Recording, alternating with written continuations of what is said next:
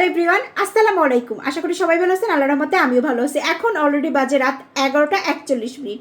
এই সময় মেহেজাবিন আবদার করতেছে যে সিয়ারির সময় তাকে হচ্ছে চিংড়ি মাছ দিয়ে কচুলতি রান্না করে খাইতে হবে।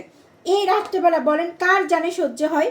এই রাত্রেবেলায় লতিটা কেটে কুটে পরিষ্কার করে, চিংড়ি মাছ ফ্রিজে ছিল, ধুয়ে পরিষ্কার করে হলুদ লবণ মরিচের গুঁড়া লাগায়ে সুন্দর করে ম্যারিনেট করে রেখে দিছি। এখন হচ্ছে রান্না করব।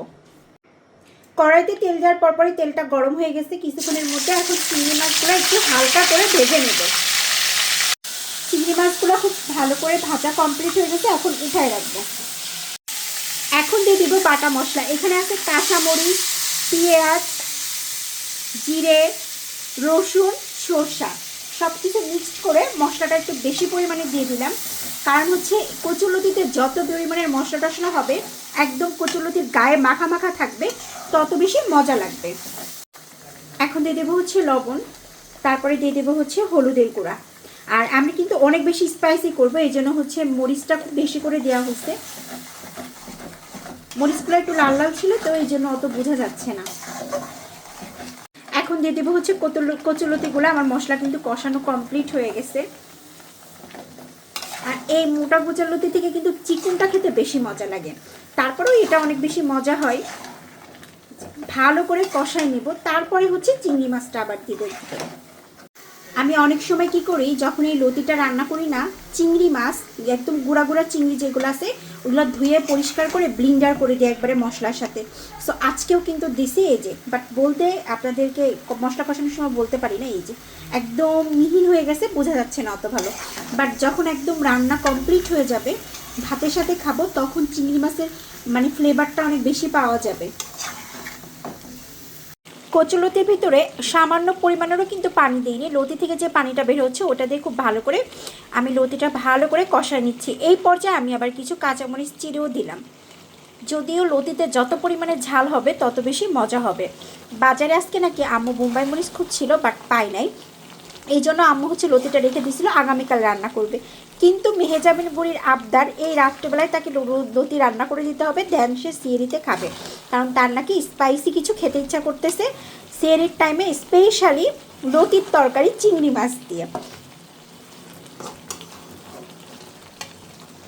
এখন চিংড়ি মাছগুলো যে ভেজে সুন্দর করে উঠায় রাখছিলাম, আমি যে একদম কড়া করে ভাজছিলাম তেমনও না, হালকা করেই খুব সুন্দর করে ভেজে রাখছিলাম, যাতে একটু চিংড়ি মাছের একটা খুব ভালো স্মেল আসে। এখন হচ্ছে এই যে কষানোর টাইমে দিয়ে দিলাম চিংড়ি মাছগুলাও, একদম ভালো করে মাছগুলাও কষাই নেব একসাথে।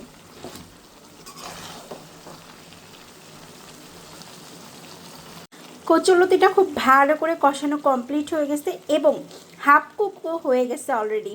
এই পর্যায়ে আমি সামান্য পরিমাণের একটু পানি দিয়ে দিলাম। এই বাটিটার ভিতরে চিংড়ি মাছ ছিল এবং হচ্ছে যথেষ্ট পরিমাণে তেল লেগেছিল, এই জন্য খুব সুন্দর করে বাটিটা ধুয়ে ভালো করে পানি দিয়ে দিলাম। এই পানি দিয়েই আলহামদুলিল্লাহ রান্নাটা কমপ্লিট হয়ে যাবে। এবং কচুলতির সাথে কোনো প্রকারের একটু ঝোল রাখবো না, একেবারে মাখা মাখা হয়ে যাবে, প্রত্যেকটা লতির গায়ে গায়ে মশলা লেগে থাকবে, তাহলেই তো খেতে বেশি মজা লাগবে। জাস্ট 5 মিনিটের জন্য এখন ঢাকনাটা দিয়ে ঢেকে দিব, আমার অলরেডি রান্না কমপ্লিট হয়ে যাবে। এখন এই পর্যায়ে আমি দিয়ে দেবো হচ্ছে কিছুটা ধনের পাতা।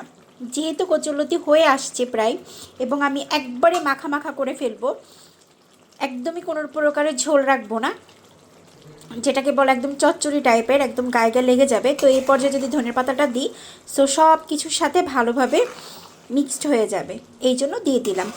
এখন জাস্ট 5 মিনিটের জন্য ঢাকনা দিয়ে ঢেকে রাখবো, আমার কচুলতি রান্নাটা কমপ্লিট হয়ে যাবে। খুব তাড়াতাড়ি কিন্তু রান্নাটা কমপ্লিট হয়ে গেল আলহামদুলিল্লাহ। আসলে খুব সুন্দর করে গোছগাছ যদি রান্নার থাকে, আগে থেকে করা গোছগাছ আর কি, তাহলে রান্নাটা কিন্তু তাড়াতাড়ি পারফেক্টভাবে হয়ে যায়। আলহামদুলিল্লাহ এত সুন্দর ফ্লেভার ছড়াচ্ছে, মানে পুরা বাসাতে একদম চিংড়ি মাছের আর লতির বলার বাহিরে। রান্না করলে কিন্তু একটা খুব সুন্দর সুগন্ধ আসে খাবারের, সেই সুগন্ধটাই কিন্তু অলরেডি আসতেছে। আর এই যে কচুলতিগুলো খুব সুন্দর করে সিজে গেছে, এবং আমি এখন এই পানিটা একদম হাই হিট জাল দিয়ে টানিয়ে ফেলবো, তাহলে আমার কচুলতি রান্নাটা কমপ্লিট হয়ে যাবে। আলহামদুলিল্লাহ আমার রান্নাটা কমপ্লিট হয়ে গেল, এবং মেহেজাবিন তৃপ্তি সহকারে সিয়ারির সময় ভাত খেতে পারবে। এটার জন্যই এত কষ্ট করে রান্নাটা করলাম। সবাই ভালো থাকবেন, আল্লাহ হাফেজ।